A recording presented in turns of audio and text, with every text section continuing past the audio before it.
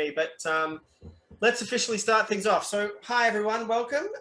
This is the second episode of what I'm calling the Real World VR webinar series. So the context to this series was to really sort of understand what real world VR looks like. There's plenty of webinars talking about the benefits and the marketing and all that kind of stuff, but I just wanted to speak to experts and people that have sort of been there, done that around what VR is actually doing in the landscape of industry. And obviously I work in healthcare and education. Well, that may not be that obvious if you've never met me before, but what we're doing here is trying to investigate the context of what collaborative VR can bring to healthcare and how we can use that to provide benefits for education. So one of the big things that I see is the ability to deliver asynchronous education with a synchronous capability. So we're able to sort of have e-learning in an environment, but then have coaching and guidance while we're sort of in this experience, which I think is super valuable. And I'm gonna hand over and get Chris to kick things off. So thanks for joining us, Chris. It's goddamn midnight there in Salt Lake City. Cheers, Brad. Thanks for having me. Yeah, no worries, no worries. I appreciate you being here, man. And just give everybody a quick intro, man, just to let everybody know who you are and what you're up to. Yeah, so I do business development for immersive VR education. They're based in Ireland. I've been with the company now almost 3 years. Prior to that, I was working on avatars, portable avatars, persistent avatars. We actually participated in the Ready Player One avatar creator back in the day, which is kind of cool. Everything comes full circle, right? So here we are kind of living the Ready Player One theme in a lot of what we're doing. And then prior to that, 20 years of behavioral science. When I put a headset on back in 2013, I think it was, I pulled it off and told my wife I was changing careers because I saw what the future held for collaborative virtual reality, where you can interact with other people in a shared digital space. Yeah, nice. And, you know, I think at the moment, if people don't know about what collaborative VR really means, do you want to paint that picture for people? Absolutely. So I'm gonna tell you the line that always gets people to raise their eyebrows, but it's true. You know, we now have the ability to teleport our consciousness to a shared digital space in which we can interact with each other and the environment around us, right? So when you're putting a headset on, you are feeling as though you're transported to a new location because it's full 3D, it's 6 degrees of freedom where you can move within that environment. If you want to look under a table and see the gum stuck there, you can get on your hands and knees and do exactly that, which is important when it comes to learning because a lot of our learning is spatial as well, right? So, and VR is the only other medium I know of outside of real life where I can reach out and shake your hand or give you a hug physically, even though we're not there physically, you know? So it's a very powerful medium in which your brain is responding in many ways, just like it would to the real world. Yeah, that's awesome. Transporting your consciousness. You know, I've been going down rabbit holes with people like Sam Harris and Jordan Peterson, looking at the psychology of, you know, how we do things and why we do them. And a neuroscientist that works with a company called Icona, Todd Maddox. And, you know, that ability to think about how you put yourself into a contextual environment, but you haven't left anywhere, you know, it's pretty powerful. It is. Yeah. And I think the visceral moment around teaching is that you can invoke emotion while you're in this experience because your mind is essentially being tricked into this reality of, you know, you could be trained, you know, learning to drive a train, and you could be doing it collaborative with other people in a virtual shop. You know, one of the things that I think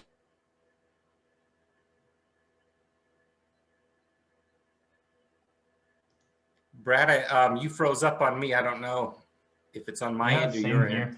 Okay. Yeah, on me as well. It's all about flooding in Australia, or maybe he's got one of those spider swarms at his house. Yeah, maybe I take over a little bit, Chris. You Sure, can't Lars. see me, but I mean, I just had a look at your website, and it's very cool to see how many projects you are involved in. Like, do you have a particular vertical you work in? Like, is it the industry? Is it It's higher education? It's all of that. So really our primary verticals are the education. Oh, there's Brad back. Education and enterprise are our primary customers right now. Yes. Okay. Go ahead, Brad. You're back with us. Yeah, sorry, what happened there. Greatest day today, technology-wise. Here I am. Good. So I think the key in sort of inviting you here, Chris, to talk about, you know, what Engage is and what the offer. So Brad, you are freezing up on us again. We're hearing a little bit about what you're saying. I think you said, you know, what is Engage and what do we offer? I think is what you just asked. So yeah, I just changed my, sorry, go ahead. So what I wanted to do was like, what does Engage offer? But also, you know, looking at the next sort of 24 months, you know, things like avatar realism, you know, this immersive experience and the trajectory that you sort of see about how industry is picking this up and putting it into day-to-day practice, away from this sort of like arcade, you know, once a month environment, you know, this one experience that you have once a semester, but bringing it into sort of the core day-to-day. Yeah. So what is Engage? Let's start there. So we are a communications platform for training, education, collaboration, and events. And we want to make it as, you know, it's great that we can be present together in these virtual environments, but we want to offer as many tools to the users as we possibly can to make what we do in virtual reality as easy as we possibly can and as friction-free as we possibly can. And I always say, you know, when you're a guest in VR, when you come into VR, it's as though we are all given magic wands. I mean, that's the truth of it, right? You've got your controllers in your hand. You've got these menus you can access. You become a magician, basically. You can do whatever you want. If you're having a meeting and you want to bring up some media and watch that collaboratively, you just pull out your tablet, you touch the media button and you say, I want the screen that's the size of a building, or I want the screen that's the size of an iPad that we can carry around with us in our avatar hands. Or maybe I want a sci-fi screen that's glowing off on the horizon. You know, anything's possible. Maybe I want to share my desktop. So I just pull my desktop into that scene and broadcast it for everybody to see. Or I want to access a YouTube video or my PowerPoint. You know, you just go, and again, everything's on this magic tablet, right? You know, you've stored all of your links, your video links, your web links, your assets, everything is stored in this tablet. So, you know, breaking it down really, I think there's some core things that any collaboration platform should have, right? So one is this ability to manipulate 3D objects. So great, we're in this space together. Now what do we do here? Well, pick a topic. I mean, we're kind of at this point now where you can basically pick a topic and there's a good chance that there's 3D assets in there that can go along with that topic. But even more important, we need to make it possible for people to upload their own content. And here we are today. You know, I've got a scanning instrument right here in my hand. You can't see it because of my green screen, but there's my scanning instrument right there. We all have this ability now to scan in 3D objects around our environment and just instantly bring that into a virtual reality collaborative environment. That's how powerful this is. And really where we're moving today, Brad, is giving the everyday person these abilities that only existed in full-blown studios, or you had to have 4 years of education to know how to build. We want to bring that power of creation, and we see this all throughout the industry, right? Everybody's creating these amazing tool sets that allow us with no technical background to be able to create things and share things and have experiences together. And it's that experiential piece that's so important to education and training, because it's not passive learning, it's active learning. It's learning the way we learn in the real world, where we're getting our hands and body into the experience and we're sharing these experiences with others. That's the stuff that sticks in your mind. Yeah. So you were asking, you know, real world use cases. Let's give some examples of that. Stanford, for example, COVID hits last summer. They were faced with the real possibility of canceling all of their lab it's the medicine department, right? And they have these cadaver labs, right? Where they've got all their cadavers that they train students on. They're like, how are we going to do this in the era of COVID? So they picked Engage and they built a digital twin of their lab, and they used photogrammetry to scan all of those cadaver body parts. And they added a bunch of CGI ones in as well. So now they were able to ship out all of these Oculus 2 headsets to all of the students, and have them attend both with Zoom and in virtual reality to do the hands-on stuff in VR.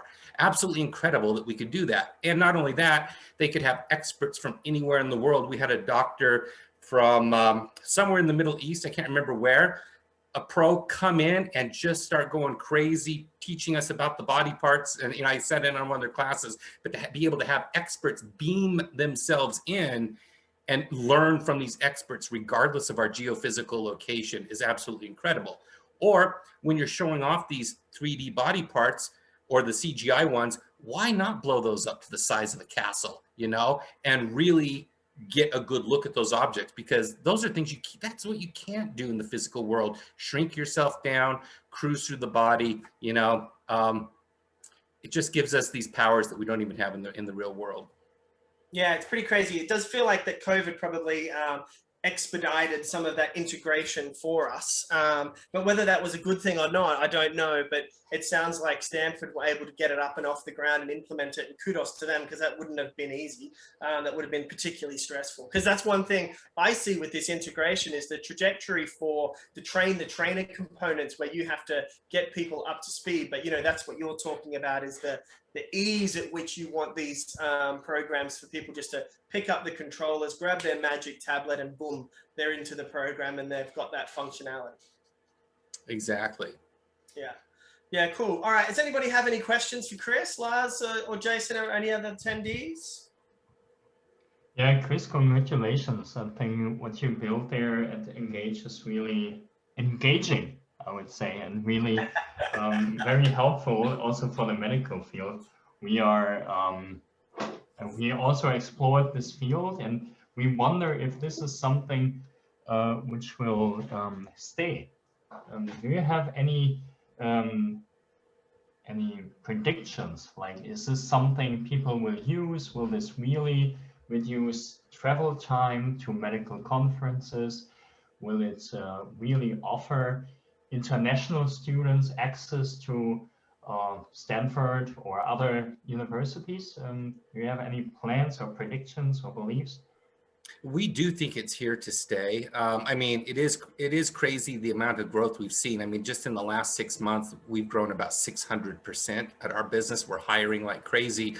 But you're right, the pandemic certainly did play a role. But we're really thinking that, and it's true with the people we're talking to, I don't think we're going to go back to the traditional office settings. I think so many companies are pivoting to either a few days a week in the office, or maybe even options to continue working from home. So I think that's going to continue to push forward, whether it's with something as simple as Zoom calls to something as deeply integrated as virtual reality that allows us to be together despite the distance. Also, the accessibility that this gives us to professionals anywhere in the world. I love the fact that, Brad's in Australia, but I can just hop in on one of his lessons with him anytime and learn from somebody that's actually working in the trenches and has that real hands-on experience and has developed content based on those experiences. There's so much you can do in VR that you can't do in the real world that I don't really see us going backwards at this point, particularly too, because the headsets are now at that price point that it's reasonable, and the technology has advanced enough, even though we're still in the very, very early stages, it's advanced enough to make it a very compelling experience for $399. That's crazy. Compared to when we all started this, I'm sure some of you have been playing in the field for a while, back when it was $2,000 to have an experience that a couple of $100s can provide now. That's a big deal. I'm not even afford.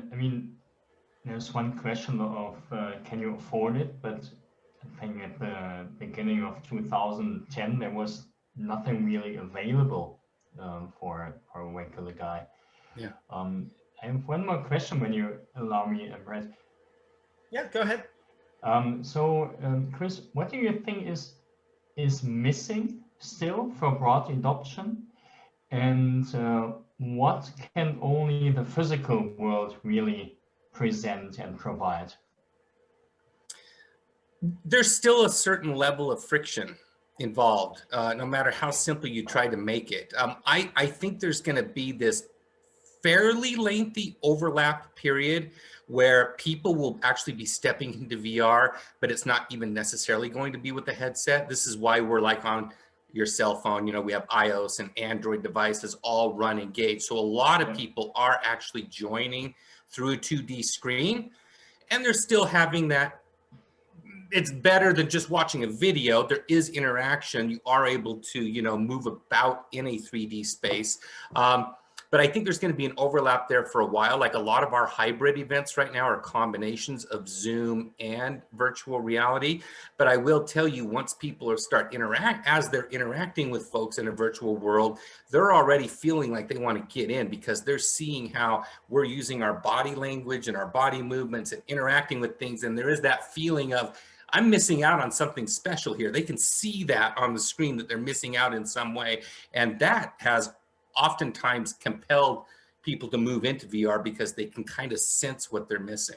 What are some of the friction points? Bandwidth, you know, we experienced Brad cut out on us a little bit there. You know, you're going to need that bandwidth connection for that interactive virtual reality experience. So depending on where you are in the world, that can still be a real barrier, unfortunately. The avatars still need to improve. You know, it's great that we've got our body motions can do so much. In fact, I got to kind of wind down. I spend so much time in VR that when I'm in the real world, I got to tone down my body movements a little bit because I'm so used to kind of exaggerating in virtual reality because it tends to come across better because we do have those limitations.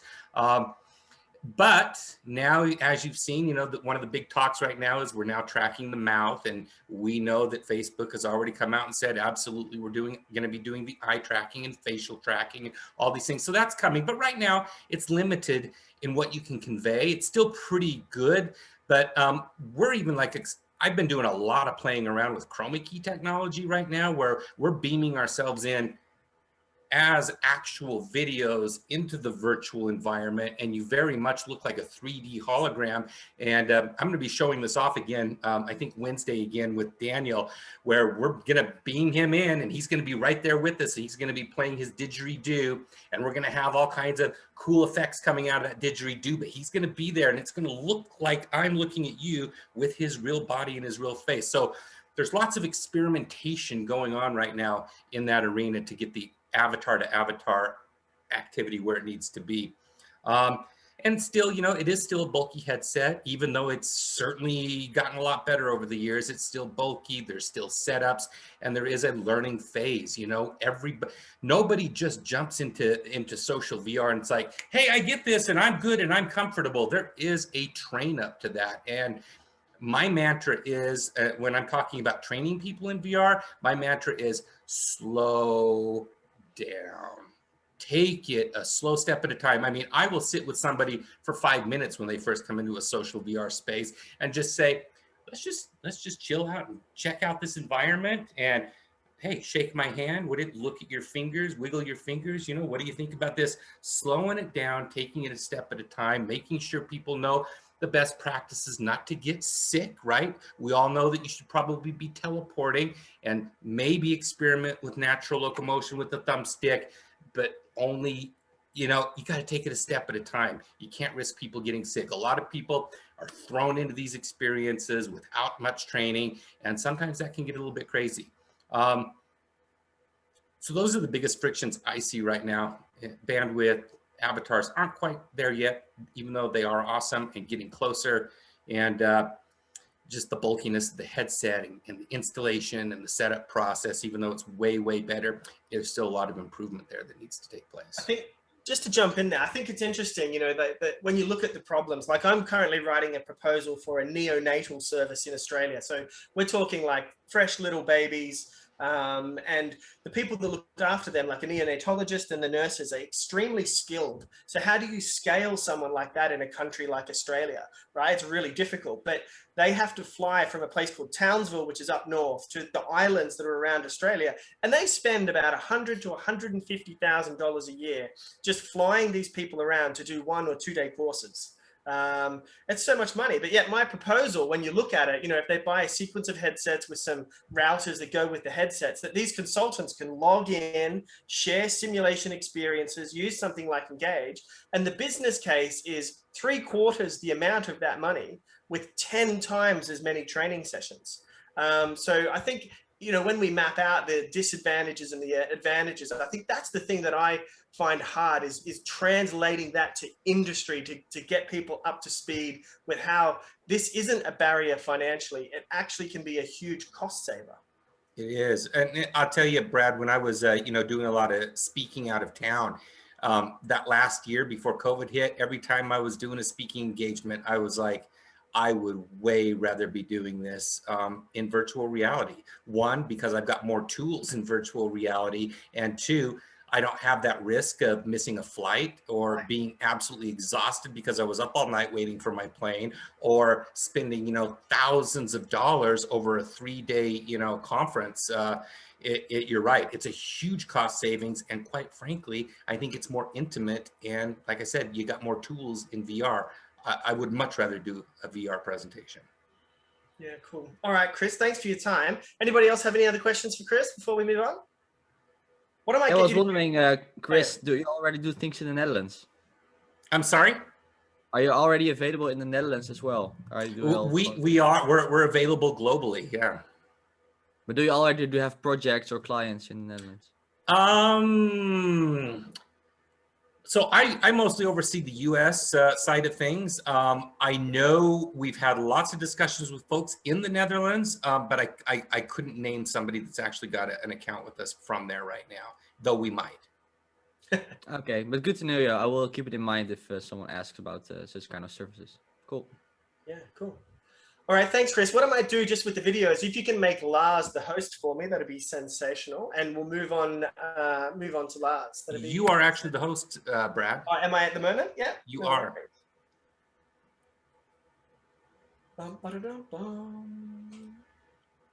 There we are. All right, thanks, Chris. I really appreciate that. All right, now we'll introduce Lars. Hi, Lars Reidmen from Heidelberg. Are you in Heidelberg in Germany? Yes, I'm right here. Very close to the Heidelberg campus. Thank you very much, Brad, for the invitation. And thanks, Chris, for this fantastic first talk. Very interesting. Yeah, no worries. Thanks for waking up and sharing your morning coffee with us, just like Jason, I'm sure, is from the Netherlands, but appreciate it. So just give us a quick rundown, Lars, on who you are and what you've been up to sort of in this collaborative VR type environment. Yeah, so my name is Lars Reidmen. I'm a medical doctor, trained neurologist, and more or less formally trained biomedical engineer. Received my education here in Germany at the medical school, and my biomedical training at Harvard Medical School and MIT in Boston and Cambridge. And since 2000 and I would say 14, I'm very much interested and also active in the field of virtual reality due to my experience in the US. And since 2015, I'm back in Germany here at the Heidelberg University Hospital, which is one of the largest biomedical centers in Europe. And we have a strong focus on cancer, together with the German Cancer Center, National Center for Tumor Diseases, but we pretty much treat every disease which exists here on the planet with a specialized team. And I think the XR, AR, VR research here in Heidelberg dates back all the way to the 90s, but has picked up some steam recently. And I'm just a small part of this whole movement. And just recently we started virtual reality congress with a very focus on medical XR, and that rapidly turned into Europe's largest conference and brought together quite a lot of interesting people from across the world.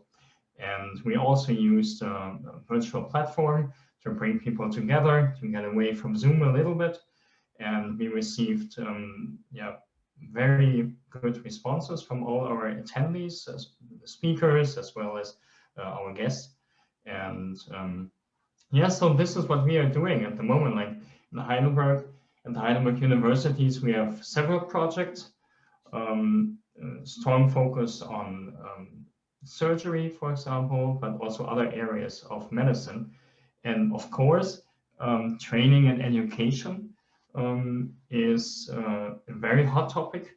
And I think one of the use cases where virtual reality, but also augmented reality can really shine. And that's what we are doing here in Heidelberg. Yeah, that's cool. I think I was listening to a narrative by, I can't remember who it was on a podcast, but talking about the concept of a hospital in modern medicine, because, medical errors are the third highest killer. Not only that, there's now a generation of superbugs. So when you have a look at the collective neutral effect of hospitals, take away public health, you sort of question is like, wow, what the hell are we doing? We've got the third highest killer, plus we've introduced these superbugs. So the concept of medical education collectively as we move into the future is so important to make sure that net effect of a hospital environment is positive, right? Using these technologies obviously is going to be a great thing. But outside, I think you're just probably being a bit humble with the presentation about there, where you did your collective. Like you had over 200 people in VR for your conference, is that right? So we, like what Chris actually mentioned was very interesting, because this is exactly what we experienced as well. Like we had to rapidly pivot from a physical conference to a virtual conference. And we were facing, and that was in early March 2000 and last year, early March. And like there was quite a lot of friction, not so much on our side, but infrastructure-wise on the client side, bandwidth, also no headsets available. Then the training, which is an essential part of it. Like we, for example, just to give you an example, we trained all of our speakers and a significant part of our guests as well to get around in our virtual environment.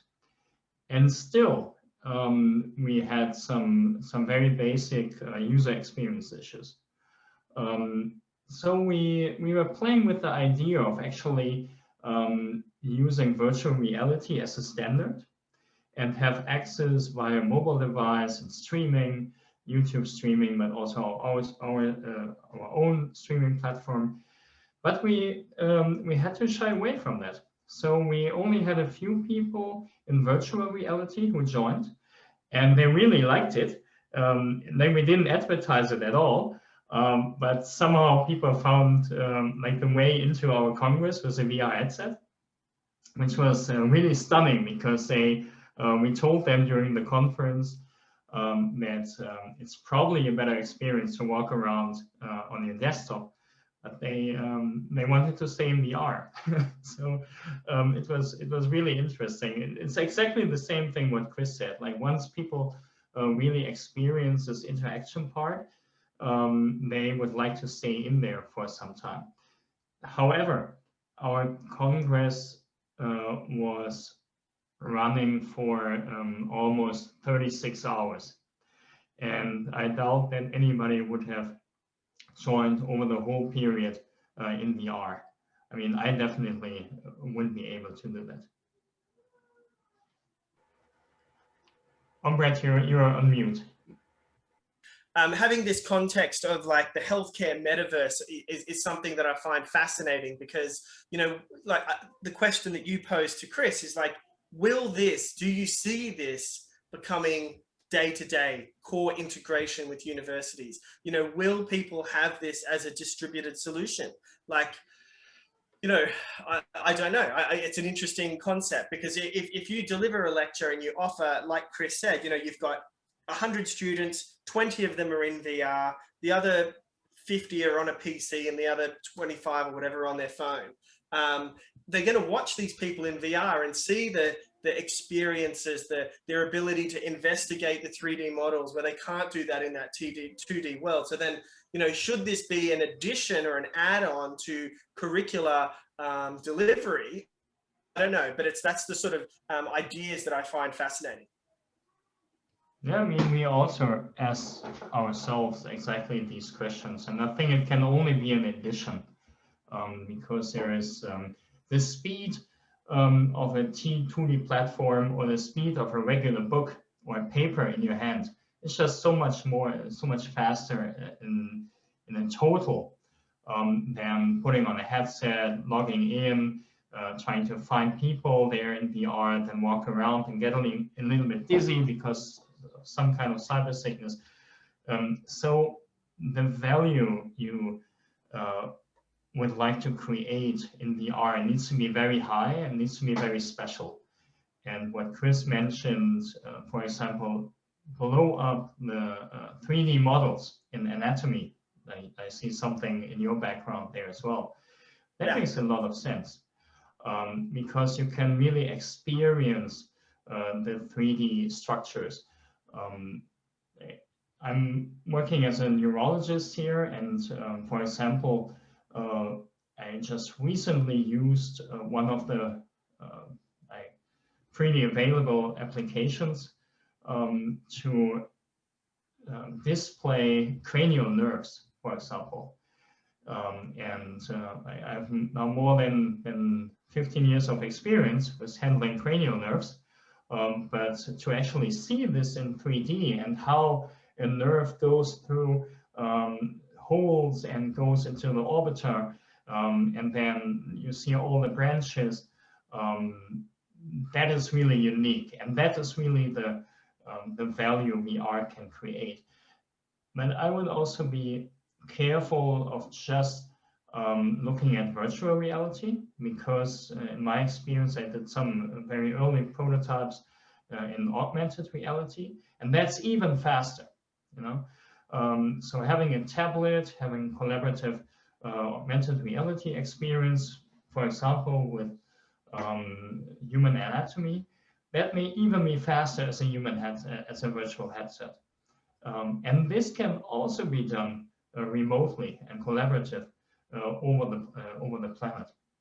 Yeah. So I think we will see small pockets and niches where virtual reality and augmented reality will be a perfect match. But we will also probably see that a lot of use cases which we believe are suitable for VR turn out to be not so good and will not be adopted that well, although we think of it as a perfect solution right now. Yeah, I think that is really true. And I think the use case, I think I mentioned business vertical when I got dropped off before, is like, where does that information cul-de-sac end? Where does that take us, and how does that integrate into the bigger ecosystem of VR use cases? Because potentially, I worked with Danny, who works with Precision OS, who does some of the orthopedic surgery. And imagine if you could put his app inside Chris's app, and you've got this app within an app. And, if you're going to have this sort of metaverse type environment, then that capability is like what people are going to be aiming for, because you have this an oasis, a healthcare oasis, where you can go into one of Chris's locations and engage and do precision, but then you can come out and go into 3D Organon in another and have that. And then you've sort of got this overarching world where you can practice skills, you can learn knowledge, you can collaborate with colleagues, and do it all in one umbrella, like you're saying, and not have to log in and log out and just got the headset on. But ultimately, when you look at what Microsoft are doing, this is what I find fascinating with that mesh release, is that holographic appearance. You've got the lighter headset, but also now they're integrating their users through AltSpace with the Microsoft logon. So clearly Microsoft is advancing their offer in the immersive world. And I think it's pretty exciting what's gonna come. You've got the meta humans with Unreal Engine releasing. Everyone's working on this world complex, this be together. I don't know how perverse Facebook is. Well, I do, but the ability to protect your data in these environments with the headset, where you've got Facebook Horizon coming into the sort of commercial world. It's interesting to see what snippet of use cases people will get, and then what use case will cross in that space. No, absolutely. And I think you just briefly mentioned the data privacy and data security issue. I mean, that is huge. That is huge. In particular in healthcare. Like when you, for example, look at Jeremy Bailensen's paper, which he just recently published, and it was stunning to me to see how little data you actually need, or in other words, how little time you need to spend in VR to actually have and create a very unique profile of yourself. I would almost speculate that your movement in three-dimensional space will maybe in 10 years be much better than any kind of fingerprint you use for identification. When you translate this problem into the healthcare sector, that also means that you can most likely create predictive models for diseases. So let's say a medical student trains in VR, and out of a sudden he realizes, when the system realizes that the way he interacts with the model he would like to study gives a hint for multiple sclerosis, for example, or an early onset of chorea Huntington, or anything like this. Then you will have a diagnostic experience in a virtual reality training session, for which it wasn't intended. But these are all things which we need to be prepared for. Yeah, definitely. I think, when you think about the millennials, and there's a lot of talk about, them being online all the time, but if I was to sort of say to people, what's your identity? How do you articulate your identity? It's that, if you're over 40, you sort of have this objective view of yourself in the physical world, and that's your primary identity. But if you're a millennial, your primary identity, your fingerprints are online. And then if the next generation is going to spend all this time and all their data and all their identity is there and available, then more of their identity, you could argue, is in a public space than it is in their own retention, which is just kind of like, it's pretty intense, and something that us as a best practice, noble position moving into the industry, we just have to be so mindful of. Yeah, super. Anybody have any questions for Lars? It's just thanks, Lars. That was some great insight about being able to collect data off body movements. All of that's I think it's gonna surprise us what we can learn about people just from that data. Pretty wild. Yeah, I really think we cannot even imagine what that means. Right. Yeah, absolutely. All right, Jason. So on that note, Jason works for a company called PlaygroundVR. So that's sort of collaborative metaverse type environments for children. So these are kids in hospital settings. So the ability to provide that and the challenges, I'd love to hear Jason's thoughts. But welcome, Jason. Thanks for coming. Hope you're enjoying your coffee. Yeah, thank you so much. Before starting, I had one quick question for Lars still, because Lars and I met, I think, in December 2019 in Dublin, right? Yeah, right. Yeah, hi, Jason. I was wondering, Good to hear your voice. we're now, see you soon. Yeah, we're over more than a year now, 2 years. What has been the progress since so far, in your opinion? How quickly did things change in that matter of time, or did it progress very stably? I would say VR as a technology has continued to increase on a linear scale. I wouldn't say we have seen any kind of exponential adoption, any kind of exponential development here. I don't know what's going on in Facebook Reality Labs and in other labs like NVIDIA, for example. But in terms of adoption of these technologies in healthcare, there's is a very, very slow progress.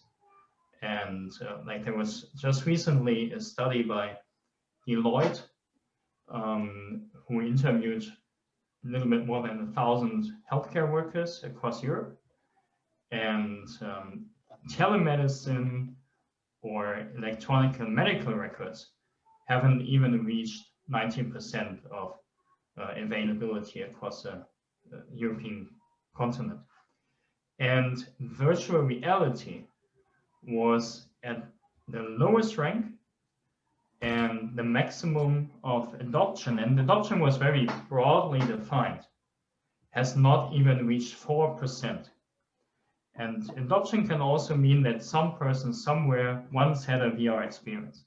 So broad adoption in healthcare education and even more in the clinical medicine doesn't play a big role at the moment. So in the integration part, we haven't reached any kind of momentum. And I also don't think that for the healthcare sector in the clinical setting, COVID was very helpful, because it stopped all kind of collaborations and it made it very difficult to find time with decision makers to adopt these technologies. Yeah, I agree. I also especially see that in the educational field, where people had to be creative in order to bring the lessons across they want to teach people. Yeah, cool to hear. Okay, I'm trying to start my video, but I cannot start my video because the host has stopped it. I'm not sure if you can do anything about that, Brett, or otherwise I will just use my voice. Yeah, let me just, I'll just give it a go. One sec. I'm not sure why this is. Could you try and see if you could make him the host, or am I still the host? Bum, ba-da-dum, bum. We had just a few troubles with this, Jace, before we began. There you go. Try now. Yeah, there we go. All right. Super. Always nice to see a face behind the voice, I think. Yeah, so, I like you're representing with your hoodie there. You've got the logo. Exactly. Yeah. That's why I wanted to show. So thank you so much, Brett, for the invitation. Glad to join and to talk a little bit about what we're doing, and also to hear about what Chris and Lars are doing. Already knew Lars, didn't knew Chris yet, so great to make this connection. So yeah, talk a little bit about what PlaygroundVR is and what we are doing. In short, we make playing outside possible for children in hospitals through virtual reality. So we see playing outside as a very important element for children growth, mindset, social connection to other children. And some children, especially when they're, for example, in hospital for longer treatment, they cannot go outside and they have limited connection to other children and miss that experience of being able to just play instead of being being in the hospital all the time. So we thought, how can we make this experience possible for these children who miss it the most? And I think we started with this idea in 2016 already, but then we saw that the market, especially technology-wise, was not ready yet to develop and adopt such kind of applications. We had the cardboard then and the Samsung Gear VR. What for us is very important is the connection without a cable, so being able to transport the headset easily around the hospital and have no hassle. That wasn't possible then. And also the mindset of the people was differently. When we pitched our idea to healthcare workers or to innovation managers at hospitals, they got back to us and said, we just put them in front of a PlayStation or a Nintendo Wii. That this VR is not going to work for us. Yeah, and that's how we are now a lot of years further, and the technology has advanced, and the markets has advanced, but still very limited, also as Lars was telling us. And we see that currently, VR is getting some traction in the healthcare industry, especially also around entertainment, but also around like lowering pain or lowering anxiety. And people are more willing to try. So what we made for the children and also for the healthcare staff is a virtual open environment for children to play in. So for example, they can give two headsets to two different children, one in the sector A of the hospital and one to sector B. and they can play together while not physically being together. So it's like imagine Second Life, but then locally in a hospital. I mentioned the word locally. That's very important also for us concerning privacy issues. It's not possible to join without an access code, for example, in a hospital's playground. It's all based within the hospital itself. So for example, I cannot just join the hospital from here. This makes for the hospital very safe to use, and also they know then who is playing and where the headsets are. So no question marks around players that join accidentally or children that they don't know. And you must see it as a like having, for example, the play garden, which is around the block, virtually in your headset. So children, they put the headset on, they choose their avatar, they can go in the playground, and there are a lot of things to do. There are play objects laying around, such as balls, sticks, stones, building blocks. And they can be free to do whatever they want. So it's not a start or a stop game. They can just hop in and they can decide if they want to talk, they want to discover, they want to play with balls. That's all in their own self-control. And we see that children like that a lot, because in the hospital, they don't have a lot of control.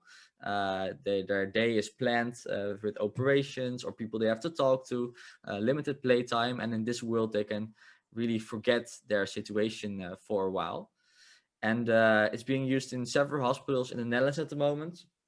And also we are discovering the potentials for international use, also with Brad. So that's really great to see how we also get some traction in Australia. And especially when talking about social VR, we see that children are also a little bit more open in virtual reality. We're getting used more to text to each other and to talk online, and we see that same kind of behavior, that more openness to new experience, also in virtual reality. So children are very easy to connect to children they don't know, try something they did not do before, because it's online. And we see that for them it's a little bit of an experience they are really wanting to grab. Can I just jump in there? There's a few threads there I want to pick apart here, Jason. So the first thing is the thing. One sentence that you've described to me in the past that was really powerful was that, I asked you, do they have any tennis courts or ping pong tables or anything like that? And you said to me, oh well, there's no, we're not telling them what to play. This is an environment where they have intrinsic play. They have to really drive the idea of the play themselves. And I thought that was really powerful. The idea that you can put these kids in a space and they have to use their imagination to create the games and that type of thing. And I thought that was one of the coolest features that you guys had. But with that, when the kids go in, do you provide them direction? Like how does you put the headset on in a hospital setting? Do you give the kids a narrative about what to do, or do you just teach them the functional skills? At this moment, we just teach them the most functional skills. So to provide a soft landing. So for example, there's a mirror in the onboarding screen, so people can see, oh, I'm an avatar, I can move my hands, I know how to play. And they can then choose a room they want to play in. And furthermore, we just leave it open. We're thinking about using a narrative that's currently in development to make it a little bit more storytelling and scenery.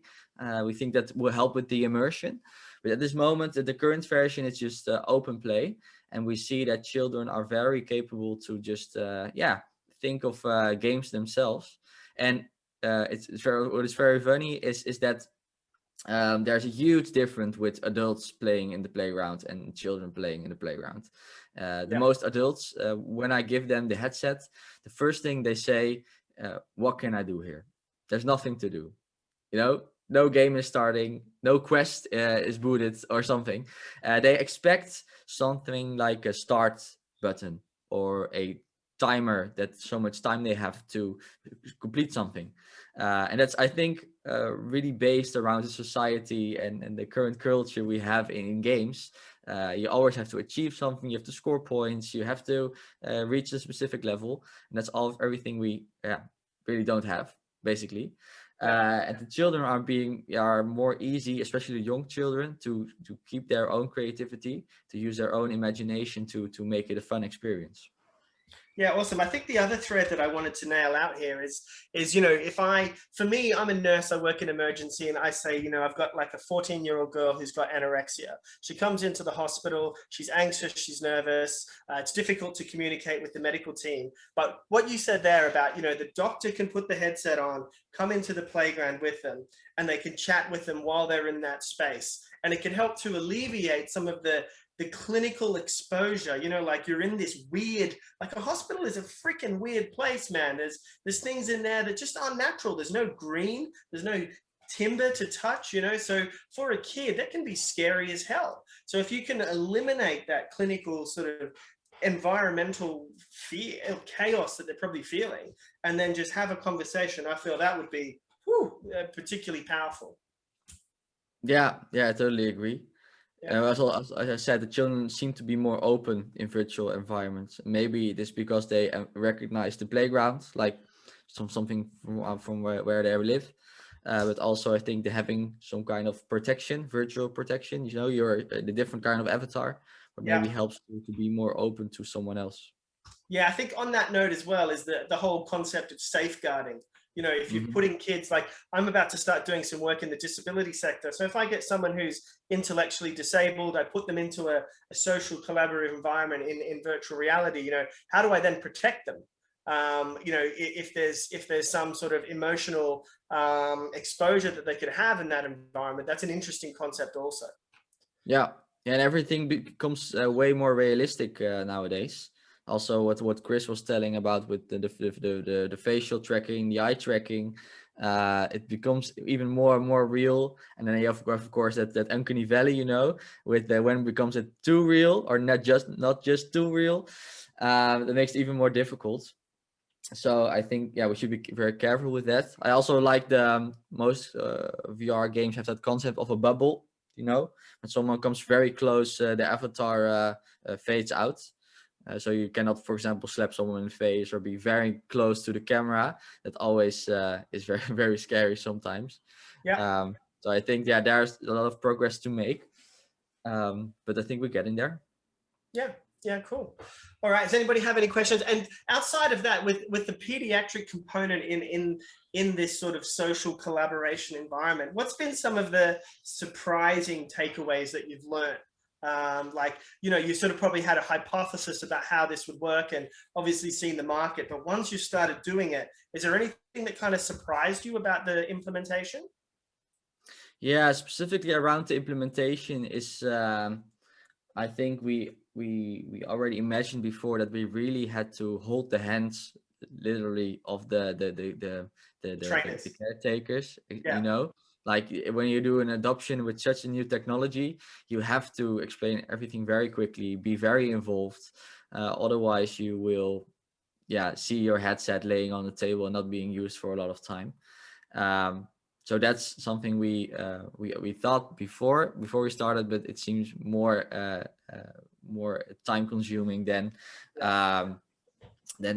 we thought before.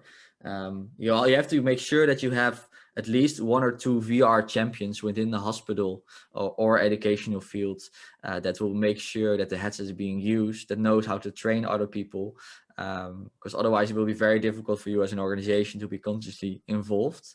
Now we have implemented, for example, the train the trainer program. It becomes more easy to know to distribute the headset through the hospital and make sure it's used. So I think that's very important. Yeah, I feel like, when I was at university, I, obviously drank a lot of alcohol, went and watched bands, it's sort of like a part of the course. And when you're at university, you work behind the bar. But I feel like the trainers could be a great job for uni students, go out, teach people how to use VR, play games with kids. Like if I was a uni student, you just have to have the functional capability about how to use the hardware and be able to train that. It's a low cost, but everyone would win in that scenario. I kind of feel like that's an area I could do some recruiting. So cool. You have to have the ambassadors. It's very important. Yeah, absolutely. All right, cool. Anybody have any questions for Jason? I see Lars raised his hand. Hey Jason, first of all, congratulations also to your recent grant which you received. Thank you. That was some kind of important money needed to proceed with this as well. I have one question. Like we in Germany, in the north of Germany, at one of larger universities, they also work more for VR as a medical device for children, so for vulnerable patients in general. And they said that we are running into something very similar like we did with pharmaceuticals. So you have clinical trials which were conducted with patients at an adult age, but you very often miss clinical trials with children. So a lot of results which you gain from these trials, you cannot generalize them to the pediatric population. And that also means that a lot of adverse effects, a lot of concerns you have for this patient population will not be detected in the clinical trials you run right now on adults. That again leads to a lot of problems with approval of these kind of technologies. Did you run into any of these issues that some of the ethical committees said, hey, you can't do this, data is missing, and then you said, well, there is no data, and then okay, then create the data, but then they say, okay, you can't work with pediatrics because they are vulnerable patients. You know, it's a very difficult thing, and we've seen that in the pharmaceutical industry as well. Yeah, so a lot of drugs which are used in intensive care units for pediatrics, they are off-label because they were never tested with children. And what our friends here in north of Germany found out that we will run into exactly the same dilemma with XR technologies. Do you have any experience with this? Yeah, I think I understand what you're trying to say. I think it depends really on the country as well, and on the hospital as well. Every hospital has different regulations, and especially as we don't we don't market ourselves as a solution that is clinically trialed. We really position ourselves as an entertainment product idea, and not as something. We don't make any claims on lowering pain or lowering anxiety. We just give children a game they can play, and we see when we see the children playing that it has a great effect. Imagine a child laying in bed with no energy, putting the headset on and smile again. You know, that effect, you can see it with your own eyes. We don't make any claims on the effectiveness or any results we achieve around the game. And that making no such claims, we see that the hospital treats it also differently. Especially, for example, compare it to a PlayStation or a Wii. They also don't make any comments around like, is this tested with children? Can we use it in the operation room? We don't market it as used in the operation room, but use it as an entertainment tool for children who are waiting, or for children who want some kind of distraction while they're waiting. And it makes for us a lot of difference. But I think I truly agree, when people make such kind of claims, you have to have the clinical trials, you have to have the data, and show to people why it is effective. Also, when you want to use it in the operation room, there has to be tests that it's safe to use, and there will be no experience that, for example, make people scare people or make them anxious. That's very important. But I have no experience with that because we don't market ourselves such a solution. Yeah. I mean, I think it's strategically smart decision at the moment, because otherwise you will may end up in a dead-end road.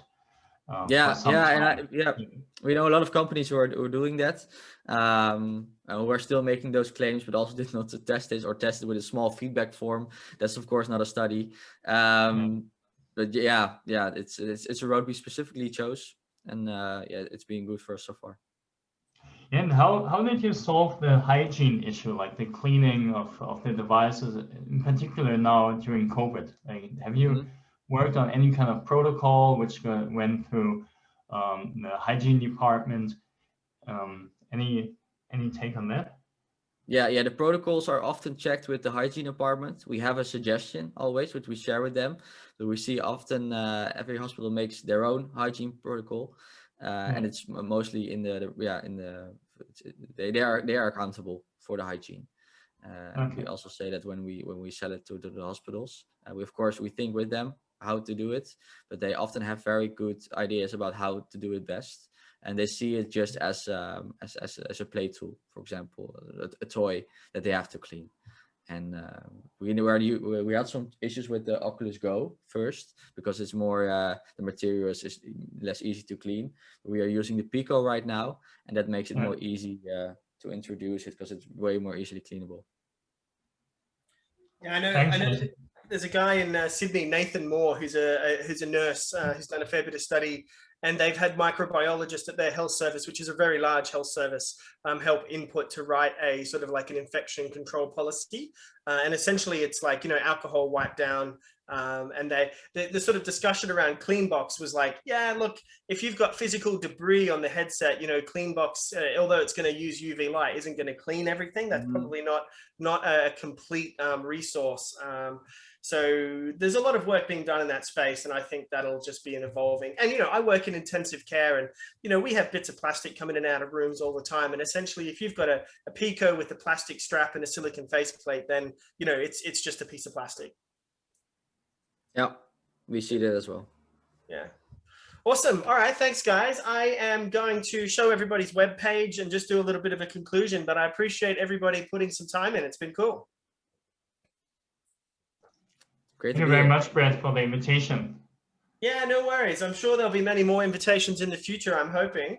There's a lot going on in my space at the moment, so I'm hoping that I can get over to Europe. I'm getting my first vaccination tonight, so I'll get my second one in 4 weeks, and I'd love to come over and play some games with Chris. And my best friends live in Berlin, so I need to get to Germany. And if I need to go to Amsterdam and have a beer with someone, then Jason's on the hit list. Great. All right. See ya. Bye. Yeah, good to meet thanks, everybody. guys. Take care. All right. Ciao. Thanks, everyone. Thank you, Brad. Thank you, everyone. Bye. Bye-bye. Bye. Last 20 years was amazing. The next 20 will see nothing short of science fiction. The metaverse is coming. Metaverse was first coined by Neil Stephenson in his 1992 science fiction novel Snow Crash. Humans as avatars and software agents interact in a 3D space, a virtual reality successor to the internet. With worlds like Minecraft and Fortnite, we're already seeing the beginnings of the metaverse. Though they seem like games today, gamer inhabitants of these early metaverses are building cities, gathering for concerts and events, and connecting with friends. Future worlds will be photorealistic, obey the laws of physics or not, and inhabited by human avatars and AI beings. The metaverse is not only a place to game. We will create the future in these metaverses before actually downloading the blueprints to be fabbed in the physical world. Omniverse is NVIDIA's platform for simulation and collaboration. Omniverse is built from the ground up for the future. Cloud native, multi-GPU, photorealistic with path tracing and material simulation, and physically based, obeying the laws of physics.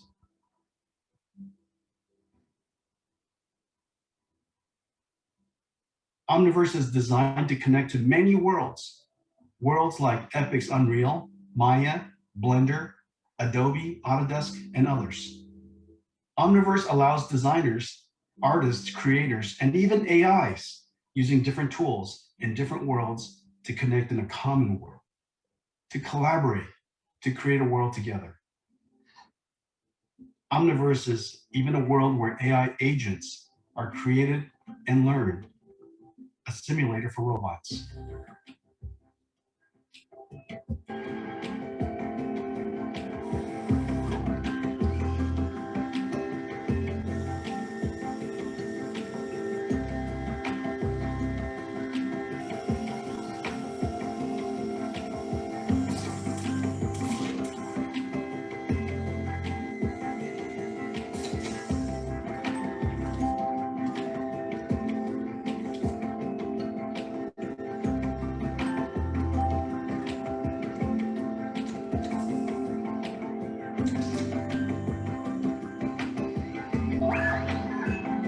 In Omniverse, everything is physically simulated. It's a place where robots can learn how to be robots, just like they would in the real world.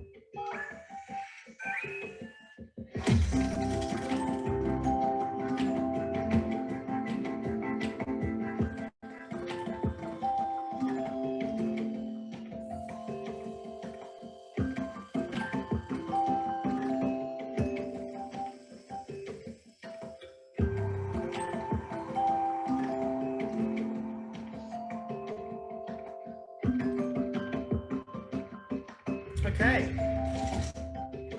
All right, thanks for those guys who are hanging around.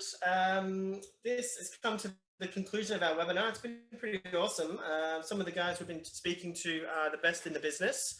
And I just want to close out by, when you start to think about how you're going to operate in a digital world, you have to think about what your digital twin is going to do.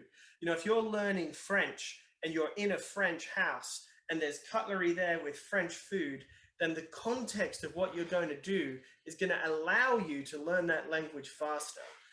And when you start to apply that universe type environment to our learning, traditional teaching just seems to be a far reach, because this technology is going to give us some opportunity, but it doesn't have all positives. There is downside. So that's why we need to talk like this. All right. Well, thanks everyone. I hope you enjoyed it. I'm going to record this and pop it on YouTube, and hopefully people have some good questions and we can build a community to make sure this university is all right. All right. Thanks, Christina. Bye, Vincent. Nice to be with you, and see you for the next series.